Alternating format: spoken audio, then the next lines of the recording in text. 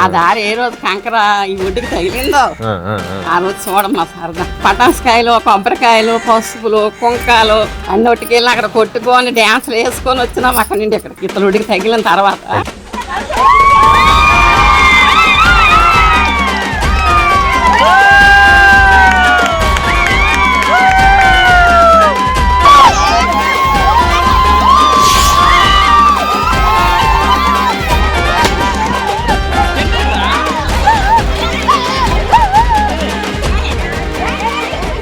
ఇలాంటి సంబరాలు ప్రపంచంలోనే ఇవే తొలిసారి కావచ్చు. పూజలు, డప్పులు దరువులు, డ్యాన్సులు, కేకులు, పటాసులు, పెళ్ళో, పుట్టినరోజు, ఎలక్షన్లు, విజయానికి వచ్చిన సంబరాలు కాదు ఇవి. ఆ ఊరు పుట్టిన తర్వాత వచ్చిన తొలి రోడ్డు దారి ఆ గ్రామస్తులకు తాకడంతో పెళ్ళుబుకిన ఉత్సాహం ఇది. ఊరికి రోడ్డు రావడం మామూలే, కానీ చుట్టూ సముద్రపు నీరు, బయటకు వెళ్లాలంటే ఈదుకుని వెళ్లడమే ఇంతవరకు శరణ్యమైన ఒక గ్రామం ఉండడం, అలాంటి పల్లెకు రోడ్డు రావడమే వింత. అందుకనే ప్రపంచంలోనే ఫస్ట్ టైం అన్నాను. ఇంతకీ ఆ ఊరు పేరేంటి, అది ఎక్కడుంది, దాదాపు సముద్రం మధ్యలో ఉన్నట్టుండే ఆ ఊరు ఎలా ఉంది అనే విషయాలు చెబుతూ గతంలోనే ఒక మంచి కథనం వేశాను. అదొకసారి పూర్తిగా చూసేయండి. ఆ ఊరి కోసం విలేజ్ వ్యాన్ చేసిన ప్రయత్నం ఎంతవరకు విజయం సాధించిందనేది రెండో భాగంలో చూద్దాం. మనం ఇప్పుడు శ్రీకాకుళం జిల్లా టెక్కల నుంచి పలాసకు వెళ్లే దారిలో జాతీయ రహదారికి సమీపంలో ఉన్నాం. ఇక్కడ నుంచి ఆ ప్రాంతమంతా ఉద్దానం. ఆ ఉద్దాన ప్రాంతంలో ఉన్న పూడిలంక గ్రామానికి మనం ఇప్పుడు వెళ్తున్నాం. వజ్రపుకొత్తూరు మండలంలోని బెండి గ్రామానికి సమీపంలోని పలాసకు వెళ్లే దారిలో ఈ ఫ్లైఓవర్ వేయకముందు ఒకప్పుడు ఇక్కడ రైల్వే గేట్ ఉండేది కాబట్టి ఈ సెంటర్ను బెండి గేట్ అంటారు. ఇక్కడే బెండిగడ్డ అనే పేరుతో నది కూడా ఉంది. ఈ నదే మనం వెళ్లే గ్రామానికి కలుస్తుంది. ఇక్కడ నుంచి బెండి గ్రామం, ఇక్కడ నుంచి లోపలికి వెళ్తే ఉద్దానం ప్రకృతి అందాలు పలకరించడం మొదలు పెడతాయి.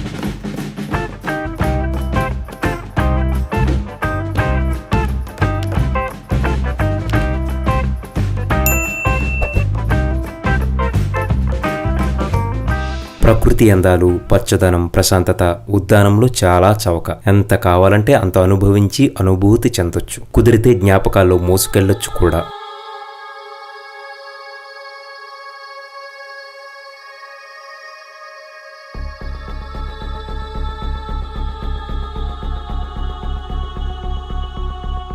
ఇదంతా వజ్రపుకొత్తూరు మండలం.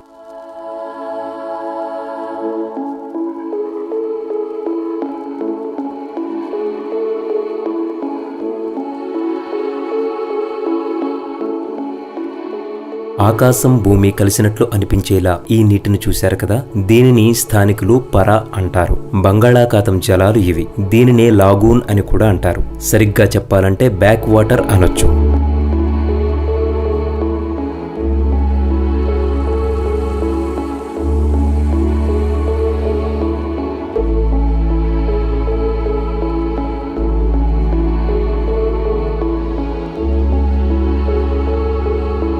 అదిగో ఎటు చూసినా నీరు, మధ్యలో చిన్న అడవిలా కనిపిస్తున్నదే లంక గ్రామం. పేరు పూడి లంక.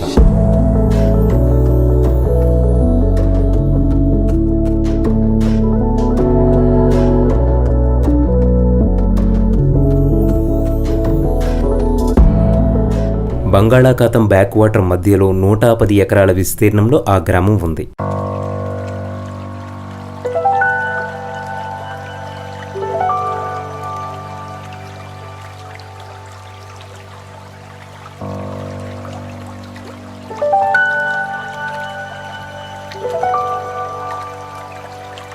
లంక గ్రామం ప్రజలు బాహ్య ప్రపంచంలోకి రావడానికి అడుగుపెట్టే పల్లి సెంటర్ ఇది. చేపలు ఈదుతాయని తెలుసు, కానీ ఇక్కడ చేపలకు నడక కూడా వచ్చినట్టుంది. ఆ గ్రామానికి వెళ్ళడానికి ఈ గట్టుదారి గుండా బయలుదేరాం.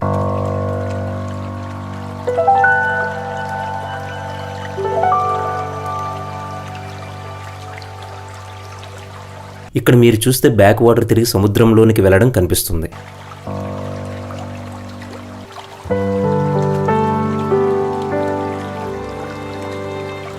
ఈ గట్టు ఏంటంటే ఈ చుట్టుపక్కల గ్రామాల ప్రజలు గతంలో ఉప్పు పండించేవారు. ఉప్పు రైతులతో డీల్ కుదుర్చుకున్న కంపెనీ తన అవసరాల కోసం కిలోమీటర్ పొడవుండే ఈ గట్టును నిర్మించింది. ఈ గట్టు బాగున్నప్పుడు దీనిపై నుంచి బైక్స్ కూడా ఈ లంక గ్రామానికి వెళ్లి వచ్చేవి. అయితే ఉప్పు రైతుల డిమాండ్స్ ను కంపెనీ అంగీకరించకపోవడంతో 2-3 ఏళ్లుగా రైతులు ఉప్పు పండించడం మానేశారు. దీంతో అప్పటి నుంచి ఈ గట్టుదారి కూడా పాడైపోయింది.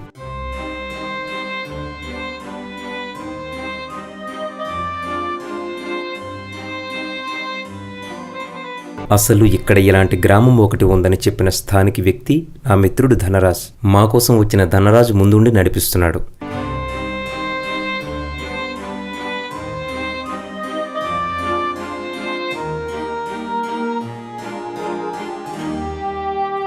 ఈ గట్టంతా మట్టి కంటే సముద్రపు చెప్పులు, గొలలు, శంఖాలతో నిండిపోయినట్టుంది. అందుకే కొట్టుకుపోయిన గట్టు తెల్లగా దర్శనమిస్తోంది.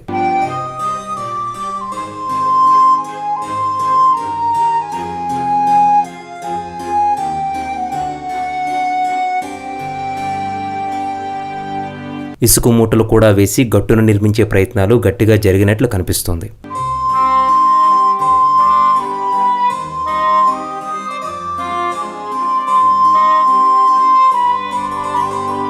ఇక్కడ నుంచి మనం చూస్తే చెట్లు పొదలతో నిండిన అడవిలా కనిపిస్తోంది కదా. నిజంగా అక్కడ ఒక ఊరు ఉందా అనేది నాకు ఇప్పటికీ నమ్మబుద్ధి కావడం లేదు.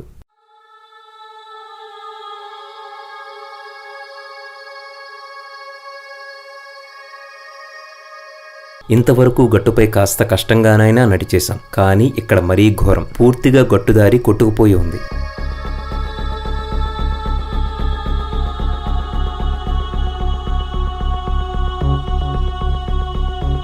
నీటిలో ఏమున్నాయో, ఎంత లోతులో ఉన్నాయో తెలియదు. వెళ్లాలా వద్దా, అసలు వెళ్ళగలమా లేమా అని కాసేపు మొహాలు చూసుకున్నాం. పడితే కొట్టుకుపోతామో, దెబ్బలు తగులుతాయో లేదో తెలియదు గాని మా కెమెరా, మొబైల్స్, మైకు, ఇతర ఇన్స్ట్రుమెంట్స్తో పాటు మాకు అభ్యంగన స్నానం అయిపోతుంది కదా, స్టోరీ చేయడం సాధ్యం కాదు కదా అనుకున్నాం.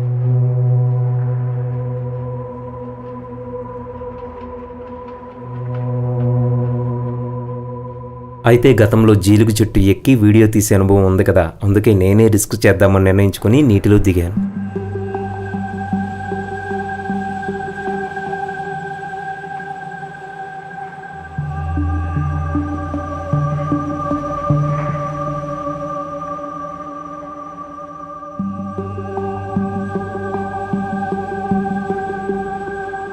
కొంచెం జారుగా ఉండడం, అక్కడ ఏముందో తెలియకపోవడం వలన సాగర సంగమంలో కమల్ హాసన్ నూతిగట్టుపై వేసే స్టెప్స్ కొన్ని ప్రాక్టీస్ అయ్యాయి కూడా.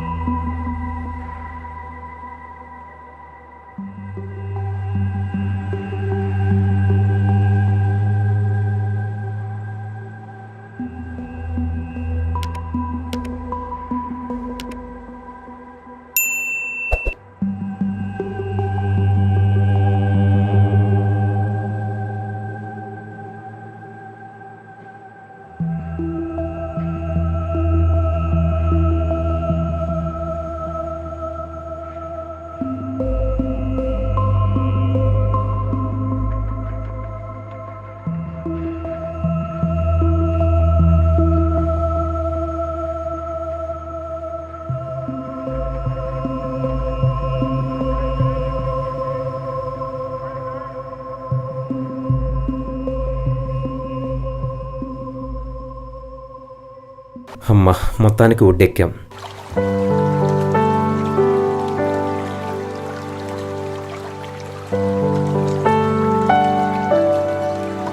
అలా మరికొంత దూరం నడిచి ఊరు దగ్గరకు వచ్చేసరికి అలాంటిదే మరో అడ్డంకి కనిపించింది. అందులోనూ దిగి ఊరు చేరుకోవడానికి ప్యాంటులు ఎగ్గట్టాం గాని సరిగ్గా చూస్తే కాస్త లోతుగా ఉందేమో అనిపించింది.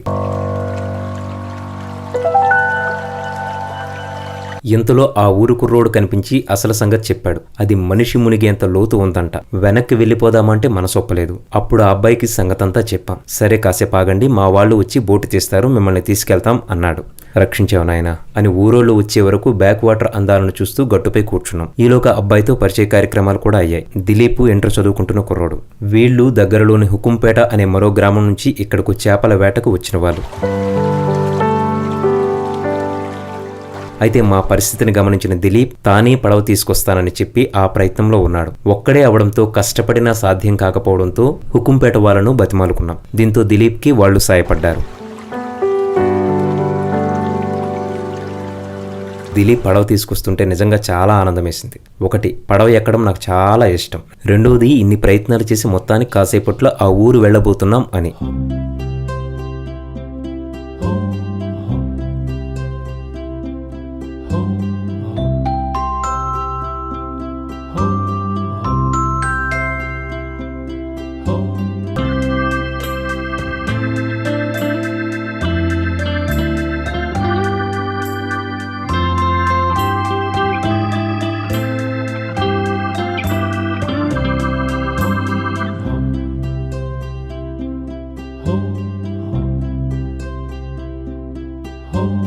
ఇదే పూడిలంక గ్రామం.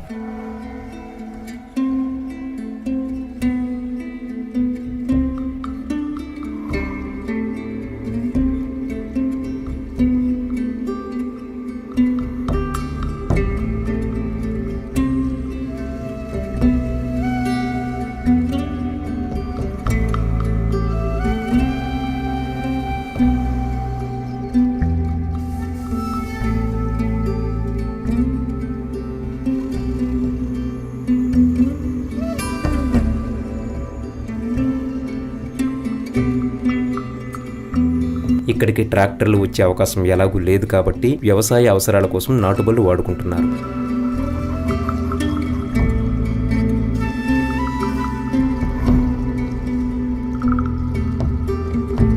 అందరికీ ఆవులు ఎడ్లు బాగానే ఉన్నట్టున్నాయి.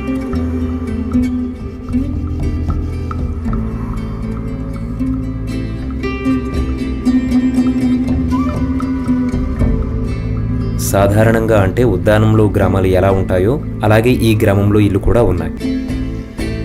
ఊర్లో ఎలిమెంటరీ స్కూల్ కూడా ఉంది. మేషర్ వచ్చారా? మీ మేషర్ ఎలాగ వస్తారు ఇక్కడికి? ఏ ఊరు మేషర్ ఇప్పుడు వస్తున్నారు? ఇంత అందమైన గ్రామాన్ని ఇష్టపడిన వారు ఎవరుంటారు చెప్పండి. అందుకే ఈ ఊరు కోసం గతంలో ప్రభుత్వం సగం వేసి వదిలేసిన రోడ్డు చివరికి చుట్టుపక్కల గ్రామాల ప్రజలు ప్రతి సాయంత్రం అయ్యేసరికి గుమిగొడతారంట. మా ఊరు గురించి అంటే ఇప్పుడు చూసారు మీరు అందరూ కూడా. అవును, మేము ఉండడానికి అన్ని ఇళ్ళు అయితే అన్ని బాగా ఉన్నాయి. చూడడానికి చాలా అందమైన ఊరు ఇది. ప్రతి విలేజ్ అని కూడా చూడడానికి చాలా మంది ఇక్కడికి వస్తారు. మీరు చూసే ఉంటారు. ఇదిగోండి ఈ రోడ్డు ఇక్కడ వరకు వర్క్ అయ్యి ఉంది. దీని ప్రకారం చాలా విలేజ్ నుండి వస్తూనే ఉంటారు. వేటకు బయలుదేరిన హేమ విలేజ్ వ్యాన్ తో కాసేపు మాట్లాడి వేటకు రెడీ అవుతున్నాడు. అది పూడిలంక గ్రామం. ఇక్కడ మా వృత్తి ఏంటంటే వ్యవసాయం అండ్ చేపలు వేటాడడం. పంటలు అంటే అన్ని పంటలు పండుతాయి. వరి, సోడి, దానిమ్మ అన్ని పంటలు పండుతాయి. వేరుశనగ, కూరగాయలు అన్ని పండుతాయి. ఈ పంటలు పండించిన ఏంటంటే మేము బయటకు వెళ్ళి అమ్ముకుంటూ ఉంటాం. మాకు ఈ గ్రామంలో ఈ పర ఉండగా ఈ గ్రామంలో వేటాడివి చేపలు, రొయ్యలు కానీ పీతలు కానీ చెప్పుకొని అన్ని విధాలుగా మాకు జీవనోపాధి కలుగుతుంది. మా గ్రామానికి సంబంధించి అందరూ కూడా పల్లెవాళ్ళు, అగ్నికుల క్షేత్రానికి సంబంధించిన వారు.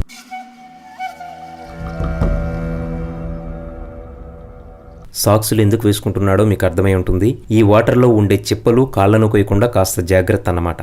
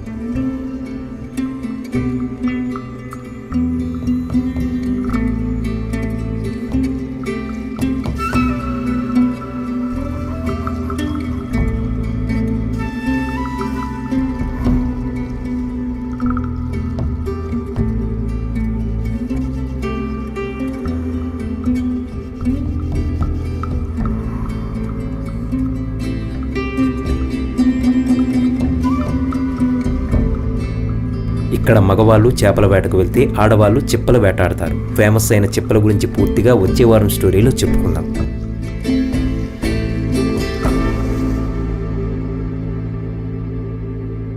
బ్రదర్ మీ పేరు? నా పేరు పక్కన చేస్తున్నారండి. ఇప్పుడు వాళ్ళు ఎవరని? నీలావతి నుండి వస్తున్నారండి. మా ఊరు చుట్టాలు పెళ్లికి చెప్పడానికి. పెళ్లికి చెప్పడానికి మీ ఊరికి వస్తున్నారు వాళ్ళు? వస్తున్నారు నీలావతి నుండి.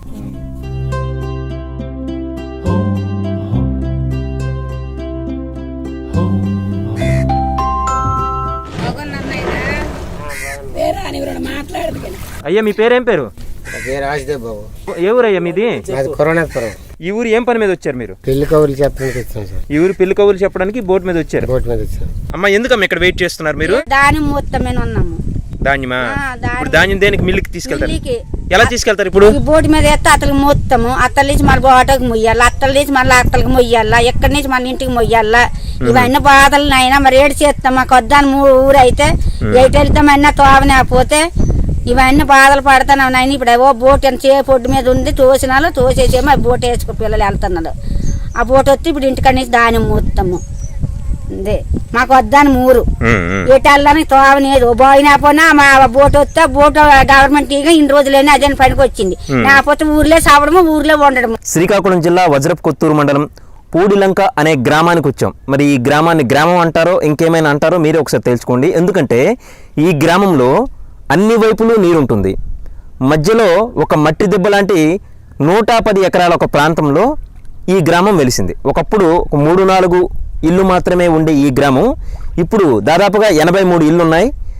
ఈ గ్రామానికి ఉన్న ఏకైక సమస్య ఈ ఊరు నుంచి బాహ్య ప్రపంచానికి వెళ్ళే దారి లేకపోవడమే. ఈ ఊరు ఇంత అందమైన ఊరు, ఇంత ప్రత్యేకమైన ఊరు, ఈ ఊరిని షూట్ చేద్దామని విలేజ్ వన్ ప్రపంచానికి, విలేజ్ వన్ ప్రేక్షకులకు చూపిద్దామని వస్తే ఇక్కడ ఈ ప్రజలు అందరూ కూడా చెప్పేది ఒకటి ఏంటంటే, మా ఊరికి ఉన్న ఏకైక సమస్య ఇక్కడ నుంచి మేము బయటకు వెళ్ళాలన్నా, చదువుకోవాలన్నా, వైద్య అవసరాలకు వెళ్ళాలన్నా సరే, దేనికోసమైనా సరే బయటకు వెళ్ళడానికి దారి ఏమాత్రం లేదు. కాబట్టి మా ఊరికి ఉన్న ఏకైక సమస్య అదే. ఆ సమస్య తీరిపోతే మాకు 1000 సమస్యలు తీరినట్టే అని చెప్పి ఈ గ్రామస్తులు చెబుతున్నారు. ఆ గ్రామస్తులను ఒకసారి అడుగుదాం. ఈ ఊరి సమస్య ఏంటి, ఆ ఊరి సమస్య కోసం వాళ్ళు చేసిన ప్రయత్నం ఏంటి, ప్రభుత్వాలు వీళ్ళ కోసం చేసినది ఏంటి, ఇదంతా కూడా ఈ గ్రామస్తులను అడిగి తెలుసుకుందాం. నమస్కారం అండి. నా పేరు కూర్చొని తేవటమ్మ. దీనికి ఒక నమస్కారము. ఈ వజ్రపు కొత్తూరు మండలంలోను మా పూడిలాక చాలా కష్టాలు. మామ నీటిలో తిరిగినాం, బోటు కూడా వీడ్చుకొని వచ్చినాం. గొట్టంటే వెళ్తాడు దొరికిపోయి నీటిలో కూడా వెళ్ళాం. 4-5 తేనాలు కూడా పోయినాయి. ఏ పౌరతం వచ్చినా మాకు తోవ కావాలని మమ్మల్ని ఎట్టిన దండాలు మా చేతులు ఎరిగిపోయినాయి. మేము తిరిగినప్పుడు మా కాలు మా చెప్పులు ఎరిగిపోయినాయి. ప్రతి పౌరతం వస్తే ఎవడు మాకు తోవిస్తాడు? ఓట్లు ఎలసిన అయితే ఊరికి జనాలు వస్తారు. ఎలసిన అయిపోతే ఊరు ఎక్కడ ఉన్నదో, ఎవరు ఏటవుతారో, ఎవరు చచ్చిపోతారో ప్రభుత్వం పట్టించుకోదు మా ఊరి కోసం. మేము కష్టాలు పడి కోటాకి వెళ్ళాలన్నా బాధలే, పిల్లలకు స్కూల్కి వెళ్ళాలన్నా బాధలే, గర్భిణీశీలు వెళ్ళాలన్నా కష్టాలే. మంచాల మీద తోలు కట్టేసి 4 కుర్రాలు ఉంటే హాస్పిటల్కి తీసుకెళ్తాను. లేదంటే గడిబిడి అయినాలు ఇంకంతకి టైం అయిపోయిన వాళ్ళు ఇంటికాడ డెలివరీ అయిపోతారు. మరి 4 పక్కలు ఇటు పూడు దేవాలయంకి వెళ్ళాలన్నా, గుడికి వెళ్ళాలన్నా మాకు తోవలేదు. సామాన్లు తెచ్చుకోవడం మాకు తోవలేదు. అటు మండలాకి వెళ్ళాలన్నా మాకు తోవలేదు. మండలాకి వెళ్ళి విత్తనాలు తెచ్చుకోవాలన్నా మాకు తోవలేదు.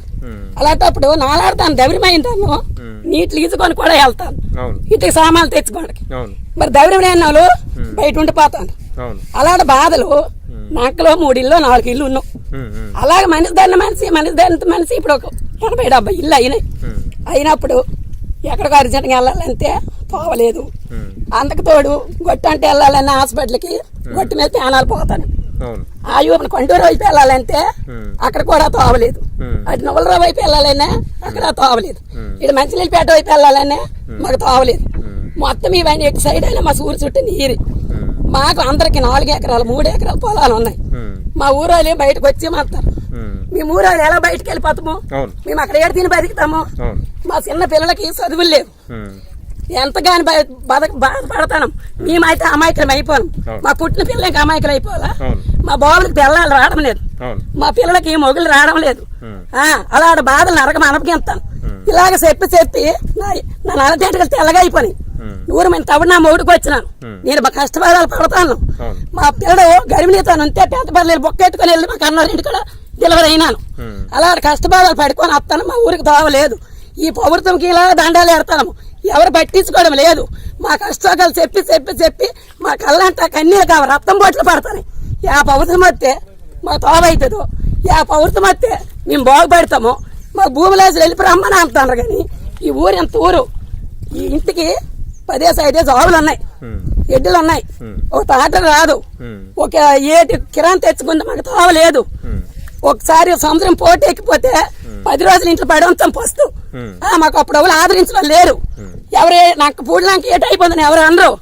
ఈ శ్రీకాకుళం జిల్లాకి మా ఊరు అంత అన్యాయం ఊరు. సరే, మీకు నమస్కారం. అప్పట్లో తవిటమ్మ ప్రసవ సమయంలో ఈ నీటిలో దిగి బొక్క పెట్టుకుని కన్నవారింటికి వెళ్లి ప్రసవం చేయించుకుందంట. దారి లేకపోవడంతో ఇక్కడ కుర్రోళ్లకు పెళ్లిళ్లు అవ్వడం లేదని, తమ ఊరి అమ్మాయిని చేసుకోవాలన్నా ఆలోచిస్తున్నారని పూడిలంక వాసులు బాధపడుతున్నారు. నా పేరు బొర్ర విజయ్ కుమార్ సార్. మీరు ఎంతవరకు ఎందుకు పెళ్లి చేసుకోలేదు? కారణం ఏంటి? అదే ఒక పెద్ద సమస్యగా నా మ్యారేజ్ కూడా అయింది. ఒక బయటూరు అమ్మాయిని మేము లవ్ చేయడం జరిగింది. తనకి ఏంటంటే తన అందరికీ ఇష్టమే. మాకు గ్రామం పరిస్థితి వల్ల వాళ్ళ పేరెంట్స్కి వాళ్ళ అమ్మాయికి కూడా మళ్ళీ డ్రాప్ అవ్వడం జరిగింది. ఆ విధంగా మాకు ఇక్కడ ఇంతవరకు కూడా మ్యారేజ్ అనేది జరగలేదు. మీరు లవ్ చేసిన అమ్మాయికి మ్యారేజ్ అయిపోయిందా? అయిపోయింది. లాస్ట్ మీరు మాత్రం ఇంకా పెళ్లి చేసుకోలేకపోయారు ఈ కారణంతో. అవును, ప్రతి ఒక్క కుర్రవాడి సమస్య ఈ రోజుల్లో అదేనండి. ఇప్పుడు ఏ ఒక్క సైడ్ అయినా సరే జాబ్ కావాలి, లేకపోతే బిల్లు కావాలంటారు, కానీ మా ఊరికి మాత్రం రహదారి లేక ఈ పరిస్థితి ప్రతి ఒక్క కుర్రవాడికంటే. ఈ బోర్డు మీద మేము ఆధారపడి ఉంటాం అనమాట, అప్ అండ్ డౌన్ అవ్వడానికి అనమాట, అటువైపు ఇటువైపు వెళ్ళడానికి అనమాట. ఇది లేకపోతే మేము పూరా ఊర్లో విలేజ్ లో ఉండిపోవడం పడుతుంది అనమాట. ఎలాగ ఎవరికైనా ఫీవర్ గానీ మెడికల్ ప్రాబ్లం ఎవరికి ఉన్నా సరే అర్జెంట్ గా ఏమైనా జరిగినా సరే మెడికల్ వెళ్ళడానికి చాలా ఇబ్బంది పడుతూనే ఉంటున్నాం. ప్రభుత్వం వాళ్ళు ఇచ్చే ఆ బోటు కూడా పాడైపోయింది. ఉన్న ఆ ఒక్క ఆధారమే పోతే తమ పరిస్థితి ఏంటో అర్థం కావడం లేదని ఈ గ్రామస్తులు అంటున్నారు. ఇంత అందమైన పూడిలంకకు ఏ గ్రామానికి లేనంత ప్రత్యేకత ఉన్నప్పటికీ బయటకు వెళ్లడానికి దారి లేకపోవడం ఒక్కటే ఈ ఊరి ప్రధాన సమస్య, ఏకైక సమస్య. సార్ ఇప్పుడు చుట్టూ ఉప్పు నీరు, మధ్యలో ఊరు, అవతల నుండి నీరు రావాలంటే ఈ పైప్ లైన్ వేస్తున్నారు. అది ఒకరోజు వస్తూ ఒకరోజు రాకపోవడము చాలా ఇబ్బందికరంగా, నీరుకి మాత్రం చాలా ఇబ్బందికరంగా ఉంది. నెక్స్ట్ ఇప్పుడు లంకలో బోర్ వేయాలన్నా సరే ఒక బోర్ వేసే మిషన్లు కూడా రావడానికి చాలా కష్టంగా ఉందంటే రహదారి ఉంటే మిషన్లు వస్తాయి. తన చిన్నప్పటి నుంచి ఎదురు చూస్తున్న 12 మంది మునిమనవులు అయినా ఊరికి దారి అనే తన కల తీరకుండానే చచ్చిపోతానేమో అంటూ కళ్ళు తుడుచుకుంది ఈ పెద్దమ్మ. బచ్చలోకం నా పేరు. చెప్పమ్మా. మొన్నవుడు నాకు చాలా సీరియస్ అయ్యింది. 2 అబ్బాయిలు లేరు, ఎక్కడికో వెళ్ళిపోయింది. చిన్న అబ్బాయి నా దగ్గర నుండు చాలా సీరియస్ అయితే బోటుకి నీరు లేదు. నాకు ఎలా మోసుకొని అతలకి వెళ్ళిపోయాడో నాకు తేలదు. హాస్పిటల్ పడేసినాడు. మళ్ళీ అటు నుంచి ఎలా తెచ్చినాడో నాకు తెలియదు. నాకు 12 మనిషి మనవలకు మనవలు అయిపోయినారు. 70 సంవత్సరాలు లాగా అయిపోయి ఈ తోబడి నడుస్తానని ఎన్నో ఆశలు పడతాను. ఈ మొన్నే పారిన తిక్కడ తీసేయాలనుకోను కానీ తిక్కడ దొరకలేదు. సకాలంలో వైద్యం అందక కొంతమంది ప్రాణాలు కూడా పోయాయని గ్రామస్తులు చెబుతున్నారు. కొన్నిసార్లు బోటు అందుబాటులో లేనప్పుడు విద్యార్థులు కాలేజీకి ఎలా వెళ్తారో చెప్తే చాలా బాధ, ఎవరి మీదో వ్యవస్థ మీదో ఎవరికైనా ఆగ్రహం వస్తుంది. నా పేరు సాయి కిరణ్. నేను రోజుకి చాలా బాధపడుతున్నాను. ఒక్కోసారి నీరు ఎక్కువైపోయిన పరిస్థితి కూడా వస్తుంది. ఇక్కడ బోట్ లేపడం వల్ల నడుచుకుని వెళ్ళవలసిన పరిస్థితి వచ్చింది. బట్టలు తీసుకుని టవల్ కట్టుకుని వెళ్ళవలసిన పరిస్థితి వచ్చింది. అక్కడికి బట్టలు ఆరేసుకొని స్కూల్కి వెళ్ళి చాలా లేట్ అయిపోయేది. అంటే ఇప్పుడు మీకు బోట్ లేనప్పుడు మీరు బట్టలు తీసి టవల్ కట్టుకొని వెళ్ళేవాళ్ళం. అక్కడ చాలా కష్టం అయిపోయేది. స్కూల్కి వెళ్ళడానికి కూడా చాలా లేట్ అయిపోయేది. అక్కడ సార్లు కూడా తిట్టేవారు, ఎందుకంత లేట్ అని. మేము మా ఊరి గురించి చెప్పేవాళ్ళము, ఊరి గురించి చెప్పగానే వదిలేవారు. స్టూడెంట్స్ బట్టలన్నీ విప్పేసి డ్రైయర్ తోనూ టవల్ కట్టుకును ఈ నీటిలో దిగి నీటిని దాటి ఒడ్డెక్కి మళ్ళీ బట్టలు మార్చుకుని కాలేజీకి వెళ్తారంట. చెప్పులు కూడా ఉంటాయి కదా, అవి చాలా సార్లు విద్యార్థుల రక్తాన్ని కళ్ళ చూశాయి. ఇక్కడ చెప్పులు అన్నీ ఉంటాయి, గీసేస్తుంది. ఒక్కసారి పడిపోవాల్సిన పరిస్థితి కూడా, అండ్ బుక్కులు తడిసిపోవడం కూడా చాలా అయ్యేది. నేను అండ్ మా స్టూడెంట్స్ 3 పడిపోయాను కూడా, దెబ్బలు కూడా తగిలిపోయాయి. నీళ్లు ఉన్నవి అన్ని ఉన్నా, కరెంట్ ఉన్నది అన్ని ఉన్నవి. తోవే నేదని బాధ, మరి ఏటి నేదని బాధ నీది. ఆ తోవ అయిపోతే మాకు ఏటి నేది పాలే వచ్చిన బళ్ళు అన్ని అతలు ఉండిపోవడము, ఊర్లోడికి రావడము అవులు వచ్చినాయి. ఆ బోట్ ఉండగా అందరికి పనికి వచ్చాను. ఓట్లు వేసిన రోజు ఏమో రావడము, నా ఓట్లు వేసేస్తే ఎక్కడో అక్కడ పలకైపోవడమే. అప్పుడు ఇచ్చేస్తాం రోడ్డు, ఇది ఇచ్చేస్తాం అది ఇచ్చేస్తామని అనేయడము, మరి ఏటి ఇవ్వడం లేదు. ఆ 2 రోజులే తిరిగేస్తాలు, జనం వెళ్ళిపోతారు ఎక్కడ నేను వాళ్ళందరినీ. ఇప్పుడు అవులో మాడి చేయడం లేదు. ఎన్నో ఏళ్లుగా కాళ్లా వేళ్లాపడి మొత్తుకుంటే ఆ ఊరికి గత ప్రభుత్వ హయాంలో సగం రోడ్డు అయ్యింది. రాష్ట్ర మంత్రి సీదిరి అప్పలరాజే స్థానిక ఎమ్మెల్యే కావడంతో ఈసారి తప్పకుండా తమ ఊరికి రోడ్డు వస్తుందని గట్టిగా నమ్ముతున్నారు ఇక్కడి ప్రజలు. పూడిలంక గ్రామంలో పర్యటించిన మంత్రి కూడా తప్పనిసరిగా రోడ్డు వేయిస్తానని హామీ ఇచ్చారు. ప్రజలు నమ్ముతున్నారు. ఆ హామీ అప్డేట్ పై మన విలేజ్ వ్యాన్ లో మరో స్టోరీ తప్పనిసరిగా ఉంటుంది.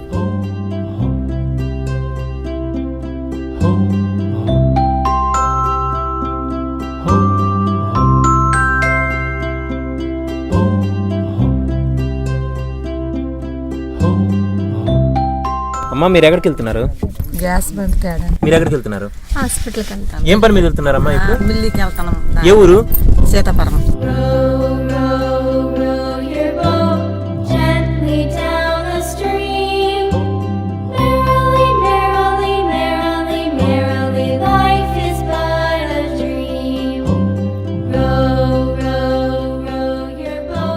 మీకు కన్నవారి ఊరు నచ్చిందా, అత్తవారి ఊరు నచ్చిందా? చెప్పమ్మా, పర్లేదు. అత్తవరూరు నచ్చింది. నచ్చింది ఎందుకు? ఇక్కడ రోడ్డు లేదు కాబట్టి.